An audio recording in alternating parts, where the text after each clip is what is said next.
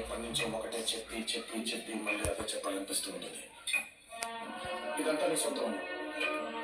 ఈ నేచర్లో ఏది మన సొంతం కాదు.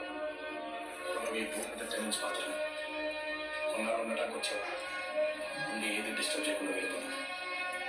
తర్వాత అనుకున్నది ఉన్నట్టుగా వచ్చేది. కానీ ఇలా చేయడం చాలా చాలా తప్పు. వద్దు. జాబ్ ప్లేస్కి వచ్చాను. నేను ఎవరు తెలుసా? అదేదో జంట గారి అబ్బాయి అన్నారు. ఎవరో బిజినెస్ టైప్ అల్లుడు అన్నారు. ఇలా ఉన్నాయా?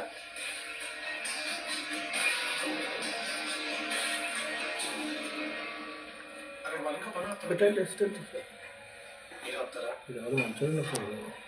మంచిగా నీకు నొప్పి వస్తుంది. ఇప్పుడు మంచిగాడు ఓకే అటు దాన్ని కాలు కాలు కనిపిస్తుంది. నన్ను పక్కన పడుకుంటుంది. నేను ఒకటి చేయగలుగుతుంది. అర్థం చేసి మంచి దూరం పెట్టి మళ్ళా